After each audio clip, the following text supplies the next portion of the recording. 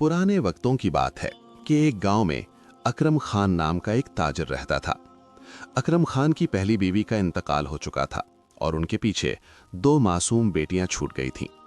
हालात की मजबूरी ने अकरम खान को दूसरी शादी पर आमादा किया और उन्होंने अपनी दोनों बेटियों को सौतेली मां की निगरानी में छोड़कर तिजारत की खातिर शहर का रुख किया। आज 3 बरस बाद अकरम खान अपने गांव वापस आ रहे थे। घर के अंदर सौतेली मां ने दोनों बच्चियों को अपने सामने बुलाया और सख्ती से कहा, सुनो तुम दोनों, जरा कान खोलकर मेरी बात सुन लो। आज तुम्हारे अब्बा जान घर तशरीफ ला रहे हैं और उनकी आमद से पहले पहले घर के तमाम काम मुकम्मल हो जाने चाहिए। समझ आई बात? अगर कोई भी काम अधूरा रहा ना तो फिर देख लेना, बाद में मुझसे शिकवा ना करना। जानती हो ना मेरी तबीयत, जब मुझे गुस्सा आता है तो किसी की नहीं सुनती। दोनों बहनों ने खौफजदा होकर सर झुका दिया। बड़ी बेटी ने हिम्मत करके कहा, जी ठीक है, हम दोनों मिलकर सारे काम निपटा देंगी। बस एक गुजारिश है, आज हमें मत मारना और खाने को भी कुछ दे दो। कल से हम दोनों ने बस सूखी रोटी खाई है। सौतेली मां ने आंखें तिरछी करके कहा, आज शाम को मिल जाएगा खाना, मगर याद रखना ये सारी बातें अपने अब्बा जान को मत बताना, वरना एक दिन भी इस घर में नहीं रहने दूंगी। अच्छी तरह जानती हो तुम दोनों मुझे। इतने में बाहर से तांगे की आवाज आई। सौतेली मां फौरन बाहर दौड़ी। अकरम खान 3 बरस बाद घर वापस आए थे। अरे कैसी हो तुम, और मेरी बेटियां कैसी हैं, नजर नहीं आ रही? सौतेली मां ने मुंह बनाकर कहा, तौबा है जी, आते ही अपनी बेटियों की याद आ गई आपको। मेरी तो जरा भी परवाह नहीं हुई आपको। मैं तो दिन रात घर का काम करके इस घर की नौकरानी बन गई हूं। एक शौहर था इस घर में मेरा, वो भी आते ही अपनी बेटियों का हाल पूछने लगा मुझसे। मेरा तो हाल बुरा हो गया है, आपकी बेटियों को क्या होना है, बिल्कुल ठीक ठाक हैं। अकरम खान ने तसल्ली देते हुए कहा, अरे नहीं नहीं, ऐसी बातें क्यों सोच रही हो? घर में वो दोनों भी हैं तो उनके बारे में पूछना तो बनता है ना। हाँ, सब जानती हूँ, अच्छा रहने दो। आपकी बेटियां तो सारा दिन खेलने निकल जाती हैं और जुबान तो तौबा तौबा। आपकी बड़ी बेटी तो मुझे बात तक नहीं करने देती।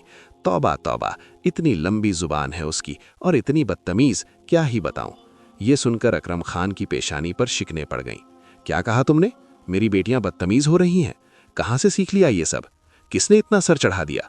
घर में क्या चल रहा है? आज ही पूछूंगा मैं उनसे। जो जवाब देना होगा देकर ही जाएंगी।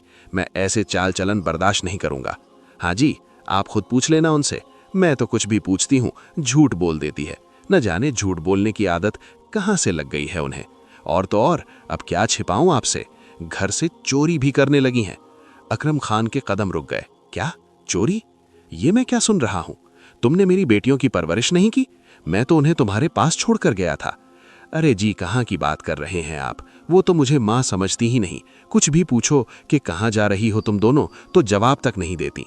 और आप देखना, जब आप उनसे उन सब हरकतों के बारे में पूछेंगे तो देखना मुझे ही झूठा कहेंगी और घर भर की बातों से मेरा ही मुंह काला हो जाएगा।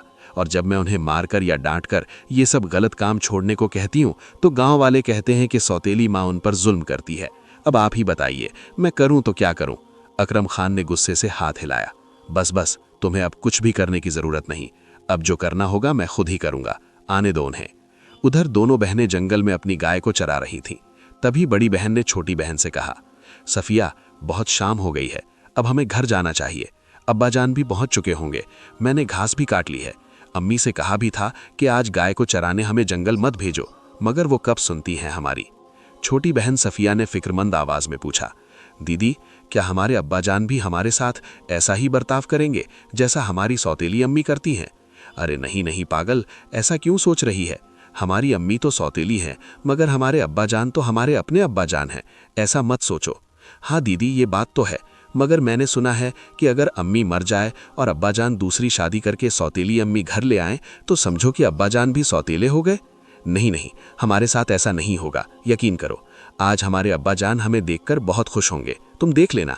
मगर सच तो ये था कि छोटी बहन सफिया बड़ी बहन से ज्यादा समझदार और ज़हीन थी। दोनों अपनी गाय को लेकर अब घर की तरफ निकल पड़ी। घर पर अकरम खान बेचैनी से चहलकदमी कर रहे थे। आ जाने दो दोनों को, मैं खुद जाकर उनके कान खींच कर लाता हूँ। कहाँ मुंह काला करके घूम रही हैं ये दोनों? इस वक्त तक घर नहीं पहुंची? हद हो गई। बिल्कुल आने दो, आज मैं एक एक बात साफ कर दूंगा। आज मेरा आखिरी फैसला है। अब बस ये तमाशा या लापरवाही इस घर में जरा भी नहीं चलेगी, बिल्कुल भी नहीं। इतने में दोनों बहनें गाय को लेकर घर पहुंच गईं। अकरम खान ने उन्हें देखते ही गुस्से से पूछा, कहाँ थी तुम दोनों? 3 बरस बाद मैं आज इस घर में कदम रखता हूं और यहां आकर देखता हूं कि तुम दोनों घर पर हो ही नहीं। यही तहजीब सीख कर रखी है? बाप लौटा है और तुम्हें खबर तक नहीं। आज तो हद हो गई। अब आते ही तुम्हारी सारी हरकतों का हिसाब लेना पड़ेगा। बड़ी बेटी ने डरते डरते कहा, अब्बाजान, हम तो अम्मी के कहने पर ही गाय को चराने जंगल गए थे, वरना हम कभी भी घर के बाहर नहीं जाते। फिर अम्मी ने तुम्हें ये बात क्यों नहीं बताई? सौतेली माँ फौरन बोली, तौबा तौबा, कितनी झूठी हैं ये लड़कियां। तौबा तौबा, मैंने आपको पहले ही बता दिया था कि घर के पास इतना घास है और ये बेवजह गाय को लेकर जंगल चली गई। आजकल तो मैं हर रोज खुद ही गाय को चराने जाती हूँ, मगर आज आपको दिखाने के लिए ये गाय को लेकर जंगल चली गई। अब्बाजान, अम्मी झूठ कह रही हैं, छोटी बेटी सफिया ने मिन्नत करते हुए कहा।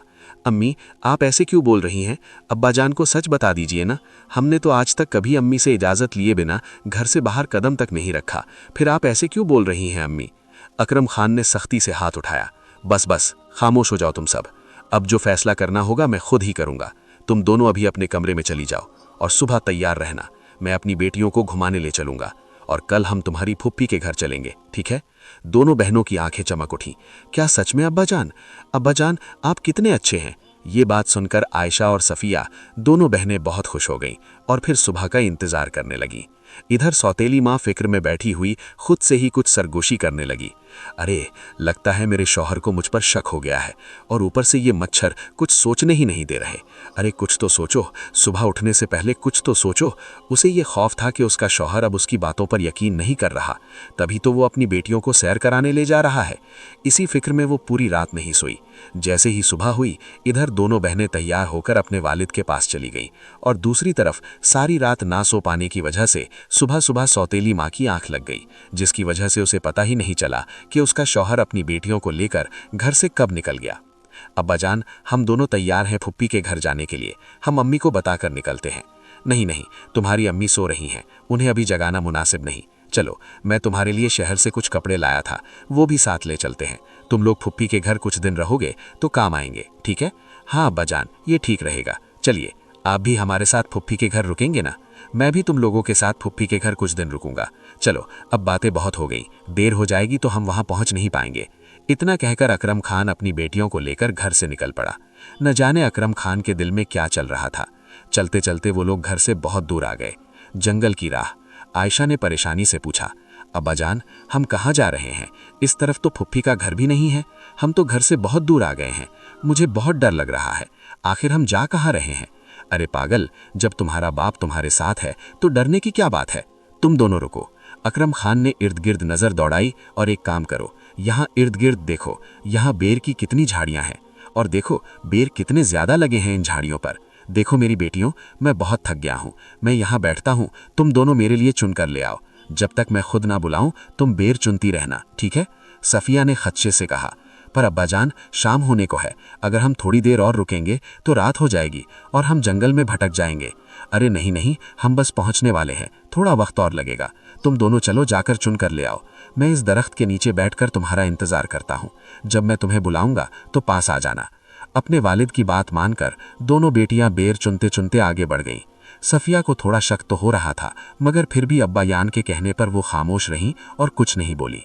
इधर दूसरी तरफ उनके वालिद ने बेटियों के जाते ही हाथ में पकड़ी हुई लकड़ी जमीन में गाड़ दी और अपनी टोपी उतारकर उसी पर रख दी।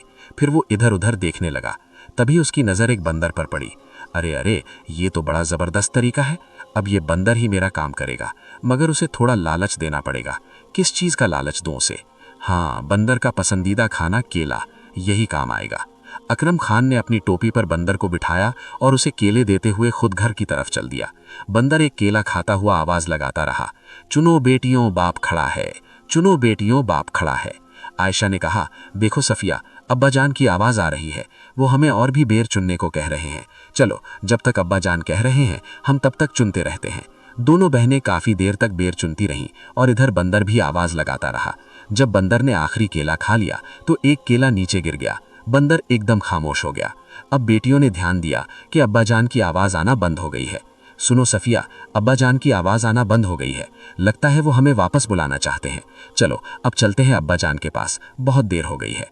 हाँ, बहुत देर हो गई है, अब तो रात होने को है। चलो चलो, वापस चलते हैं। दोनों बहनें दौड़ती हुई उस जगह पहुंची जहां दरख्त के नीचे उनके वालिद आराम कर रहे थे। वहां जाकर उन्होंने अपने वालिद की जगह एक बंदर को बैठे देखा। बंदर को बोलते देखकर वो सारा मामला समझ गई। सुनो बेटियों, बाप खड़ा है। सफिया की आंखों में आंसू आ गए। आयशा आपा, आप सच कहती थी। हमारे अब्बा जान हमें इतनी दूर जंगल में सिर्फ छोड़ने आए थे और वो हमें छोड़कर चले गए। अब हम इस जंगल में क्या करेंगे, कहाँ जाएंगे? आयशा ने हिम्मत बांधते हुए कहा, सफिया, मुझे तो पहले से ही शक था, मगर अब रो नहीं। रोकर हम इस जंगल से थोड़े ना निकल सकते हैं। अब हमें अपनी मदद आप करनी होगी। चलो यहाँ से आज रात गुजारने का कोई ठिकाना ढूंढते हैं। कोई शहजादा तो अब आएगा नहीं हमें महल में ले जाने के लिए। अब चलो खुद ही कुछ ढूंढते हैं। दोनों बहनें चलते चलते एक झोपड़ी के पास पहुंची, जिसे देखकर वो दोनों हैरान रह गई। अरे सफिया, यहाँ चूल्हा भी है। लगता है यहाँ कोई रहता है। अंदर चलकर देख लेते हैं, क्या कहती हो? सफिया ने खौफ से कहा, अरे ऐसे ही अंदर जाना ठीक नहीं। ऐसा ना हो कि किसी दूसरी मुसीबत में ना पड़ जाए। मुझे तो बहुत डर लग रहा है। मगर क्या सच में हम इस घने जंगल में सारी रात बाहर गुजारेंगी सफिया? मुझे तो बहुत डर लग रहा है। चलो ना, अंदर चलकर देख लेते हैं। शायद रहने के लिए हमें कोई छोटी सी छत मिल जाए। क्या पता हमारे लिए कोई रास्ता भी निकल आए। अगर हमें रहने के लिए कुछ ना मिला तो ये जंगल के खौफनाक जानवर हमें फाड़कर खा भी सकते हैं। सफिया ने हिम्मत करते हुए कहा, आप ठीक कह रही हैं। डर तो बहुत लग रहा है, पर थोड़ा सा खतरा तो उठाना ही पड़ेगा, वरना हम रात भर इसी अंधेरे जंगल में भटकते रह जाएंगे। चलो आपा, हिम्मत करके चलकर देख ही लेते हैं। शायद अंदर हमें कोई सहारा मिल जाए। इतना कहकर दोनों बहनें हिम्मत करके अंदर चली गईं। वहां पहुंचकर उन्होंने देखा कि झोपड़ी के अंदर कोई नहीं है। ये देखकर वो खुश हो गईं और फिर रात झोपड़ी में ही गुजारी और सुबह का इंतजार करने लगी। ऐसे ही वक्त गुजरता गया। दोनों बहनें जंगल से फल खाती और वही फल लेकर बाजार जाती और बची हुई कमाई से अपनी जरूरत की चीजें खरीद लाती और रात होते ही अपनी झोपड़ी में वापस आ जाती। उनकी जिंदगी इसी तरह चलती रही और देखते ही देखते कई साल बीत गए। अब दोनों बेटियां जवान हो चुकी थीं और देखने में इतनी खूबसूरत थीं कि जो भी उन्हें देखता बस देखता ही रह जाता। एक दिन सफिया ने कहा, आपा, आज मैं जंगल थोड़ा दूर तक जा रही हूँ। कुछ ताज़ा फल लाऊंगी ताकि बाजार में अच्छी कीमत मिल जाए। मेरे आने तक आप खाना बना देना, ठीक है ना आपा? पर सफिया, मुझे भी आज बाजार जाना था और वापसी पर घर का राशन भी लाना था। मैंने कल ही कुछ फल तोड़ लिए थे, वो खराब हो जाएंगे। आज बाजार जाना जरूरी है। सफिया की आंखों में परेशानी आ गई। आपा, मैं कभी कभी एक बात सोचती हूँ। मेरा तो आपके अलावा कोई नहीं है। जब मैं घर आती हूँ और आप घर में नहीं होती हैं तो मैं बहुत डर जाती हूँ। मैं घर के चारों तरफ आपको ढूंढने लग जाती हूँ। मैं आपको खोने से बहुत डरती हूँ। आयशा ने प्यार से कहा, अरे ऐसा क्यों सोचती हो? मेरा भी तो तुम्हारे अलावा कोई नहीं। मैं तुम्हें छोड़कर कहाँ जाऊंगी बताओ तो? और अगर कभी कहीं दूर जाना भी पड़ गया तो तुम्हें बताकर ही जाऊंगी ना, वादा। आयशा ने सोचते हुए मजीद कहा, और अगर कभी बता ना सकी और कहीं चली गई तो? फिर ऐसा कभी नहीं होगा। मगर अगर कभी ऐसा हो गया तो मैं कोई निशानी छोड़कर जाऊंगी तुम्हारे लिए। मगर निशानी क्या छोड़ूंगी? कुछ ऐसी निशानी जो मुझे तुम्हारे तक पहुंचा सके। ऐसा कुछ सोचो तो जरा, आयशा ने कहा। वैसे इस पर फिर कभी बात करेंगे। ठीक है, अभी मुझे बहुत देर हो रही है। मैं जाती हूं बाजार। तुम कल के लिए फल तोड़कर ले आना, ठीक है? इतना कहकर आयशा बाजार की तरफ निकल गई और सफिया घर का कामकाज करने लग गई। आयशा इतनी खूबसूरत थी कि जब वो बाजार जाती तो रास्ते में एक चादर से अपना चेहरा ढक लेती ताकि उस पर किसी की नजर न पड़े। इत्तेफाक से इसी रियासत का बादशाह भी शिकार के लिए जंगल में निकला हुआ था। बादशाह सुबह से शाम तक शिकार की तलाश में जंगल में भटक रहा था कि तभी बादशाह की नजर एक खरगोश पर पड़ी। वजीर साहब, सुबह से शिकार के लिए निकले हुए हैं। भूख से तो जान निकल रही है। ये शिकार हाथ से नहीं निकलना चाहिए, मैं आपको बता रहा हूँ। जी जी हुजूर, बेफिक्र रहें। मैं आज इस खरगोश का शिकार करके ही रहूंगा। आप बस देखते जाएं। इतना कहकर वजीर ने तीर चलाना शुरू कर दिया और फिर बहुत बार कोशिश करने के बाद आखिर एक तीर जाकर खरगोश को लग ही गया। वाह वजीर साहब वाह, आपने तो कमाल कर दिया। आखिर आपने इस खरगोश का शिकार कर ही दिया। अब जल्दी जाएं, इसे उठाकर ले आएं और इसे पकाने का इंतजाम करें जल्द से जल्द। मैं यहीं इस दरख्त के नीचे आपका इंतजार करता हूँ। जी जी हुजूर, जो हुक्म आपका। मैं अभी इसे पकाने का इंतजाम करता हूँ। वजीर ने न बाईं देखी न दाईं, खरगोश को उठाया और फिर जंगल में आग की तलाश में भटकने लगा। अरे हुजूर भी ना, यहाँ जंगल में आग कहाँ से मिलेगी? कहाँ से पकाऊं मैं इस खरगोश को? ये तो नामुमकिन है। तभी वजीर देखता है कि एक झोपड़ी के पास से धुआं निकल रहा है। अरे इतनी खूबसूरत लड़की और जंगल में, लग रहा है खाना पका रही है। चलो खरगोश को भी यहीं पका लेता हूँ। मगर ये जंगल में यहाँ अकेली क्या कर रही है? क्या ये यहीं रहती है? चलो चलकर इसी से ही पूछ लेता हूँ। सफिया ने तेजी से मुड़कर कहा, आप कौन हो यहाँ? क्या कर रहे हो? और मुझे चुपचाप देख रहे थे क्या? आगे मत बढ़ना, वरना मैं आपके टुकड़े कर दूंगी। और ये तंबी नहीं है, याद रखना। देखिए, आप मुझे गलत समझ रही हैं। मैं यहाँ आपको नुकसान पहुँचाने नहीं आया हूँ। दरअसल बात यह है कि मैंने एक खरगोश का शिकार किया है, तो इसे पकाने के लिए मुझे आग चाहिए थी, तो इसीलिए यहाँ तक आ गया हूँ। अच्छा ठीक है, आप पका लें और पकाकर जल्दी यहाँ से चले जाएं। सफिया इतनी खूबसूरत थी कि जब वजीर ने खरगोश को चूल्हे पर चढ़ाया तो उसकी तवज्जो सफिया की खूबसूरती पर भटक गई। इतना भटक गई कि खरगोश जलकर कोयला हो गया और वजीर को खबर तक नहीं हुई। सफिया ने गुस्से से कहा, हाँ, ये तो सारा जल गया है, आपकी तवज्जो कहाँ है? अब ये जला हुआ खरगोश उठाइए और यहीं से जाइए। वजीर घबरा गया। हाय, ये क्या हो गया? बादशाह सलामत तो आज मुझे मार ही डालेंगे। देखिए, जाएं यहाँ से। आपने जानबूझकर अपना खरगोश जलाया होगा ताकि मैं आपको खाने को कुछ दे सकूं और यहाँ रुकने को कहूं, मगर ऐसा नहीं होगा। आप यहाँ से जाएं, वरना मैं अपनी कुल्हाड़ी ले आऊंगी। ये सब देखकर वजीर बादशाह के डर से कांपने लगा।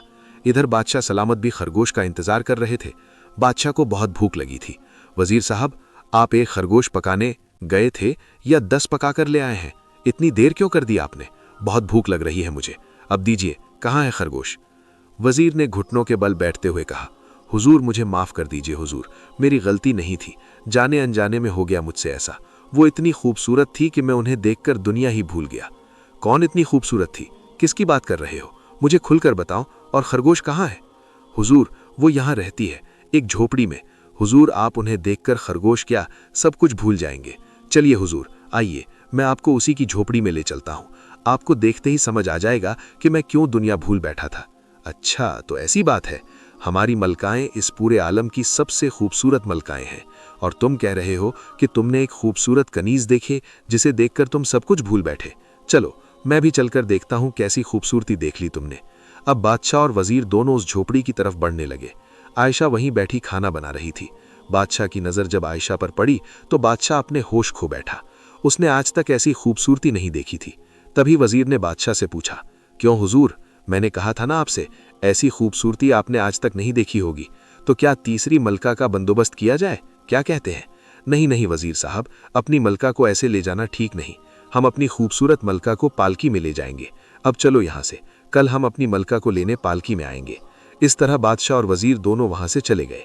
आयशा को इतना महसूस भी नहीं हुआ कि कोई उसे चुपचाप देख रहा था। अगली सुबह दोनों बहनें आपस में बात करने लगी। आयशा ने सफिया को बताया, सफिया सुन तो, कल एक आदमी आया था एक खरगोश उठाए हुए। पागल ऐसा था कि उसकी इतनी तवज्जो भटकी कि पूरा खरगोश ही जल गया बेचारा। वही जला हुआ खरगोश खाया होगा उसने। आपा, आप भी ना? अच्छा सुनो आपा, मैं आज जंगल जा रही हूँ फल तोड़ने, शाम तक आ जाऊंगी। झोपड़ी का दरवाजा अच्छे से बंद रखना, ठीक है? कोई भी आए दरवाजा मत खोलना। इतना कहकर सफिया वहां से चली गई। सफिया के चले जाने के बाद अब आयशा घर में अकेली थी। तभी आयशा ने घोड़ों के कदमों की आवाज सुनी। देखने के लिए आयशा झोपड़ी से बाहर आ गई। तब आयशा ने जो देखा वो देखकर हैरान रह गई। आयशा की बारात उसके दरवाजे तक आ गई थी। ये देखकर आयशा सब समझ गई। तभी वजीर उसके पास आया और बोला, मैं राजगढ़ के बादशाह असद खान का वजीर हूँ। हमारी सल्तनत के बादशाह आपसे निकाह करना चाहते हैं। क्या आप इस निकाह को कबूल करती हैं? आयशा ने जब ये सुना तो उसे यकीन ही नहीं आया। जिसे उसके वालिद ने कचरा समझकर जंगल में छोड़ दिया था, उसी लड़की का निकाह बादशाह से होने वाला था। ये सोचकर आयशा की आंखें भर आईं और उसने बगैर वक्त गवाए फौरन हाँ कर दी। मुझे ये निकाह मंजूर है, मैं अभी अंदर से अपनी पोटली लेकर आती हूँ। निशानी। आयशा झोपड़ी के अंदर गईं और फिर हाथ भरकर सरसों के बीज उठा लाईं, और जैसे जैसे रास्ते से चलती गईं बीज गिरते गए। अब आयशा इस झोपड़ी से जा चुकी थी। कुछ देर बाद सफिया भी वहां आ गई, मगर जब सफिया झोपड़ी में दाखिल हुई तो वहां कोई नहीं था। सफिया हर जगह अपनी बहन को ढूंढने लगी, मगर आज उसकी बहन वहां से जा चुकी थी। अरे आपा, कहाँ चली गई? मुझे डर था और वही हुआ। आपा अब कहाँ है? मुझे छोड़कर कहाँ चली गई? आपा कहाँ हो तुम आपा? इस तरह आयशा को गए हुए 2 दिन बीत गए। वो महल की चकाचौंध में अपनी बहन को भूल ही गई, जबकि 2 दिन तक सफिया अपनी बहन का इंतजार करती रही। रात को बहुत तेज बारिश हुई, मगर जब सुबह हुई तो मंजर ही बदल गया था। जब सफिया सुबह उठी तो उसने देखा कि सरसों के पौधों की एक लंबी तार बनी हुई है। उसे देखकर वो समझ गई। तुम मेरी बहन मुझे यहाँ छोड़कर नहीं गई, बल्कि मेरे लिए निशानी छोड़ गई है, ताकि मैं उन फूलों की वजह से आप तक पहुँच सकूं। ऐ ऊपर वाले, मुझे मेरी बहन से मिलवा दे। इतना कहकर सफिया उन फूलों से बने हुए रास्ते पर चलने लगी। चलते चलते वो बहुत दूर आ गई। तभी उसने देखा कि यही रास्ता किसी बादशाह के महल की तरफ जा रहा है।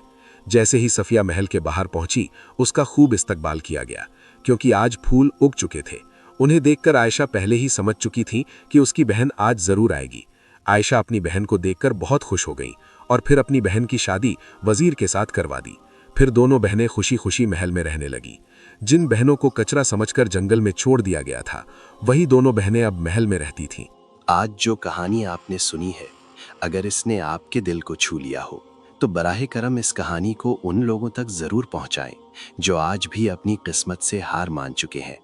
और इंस्पायर हब स्टोरी को सब्सक्राइब करना मत भूलिए, क्योंकि यहाँ हर कहानी अंधेरों के बाद रोशनी दिखाती है।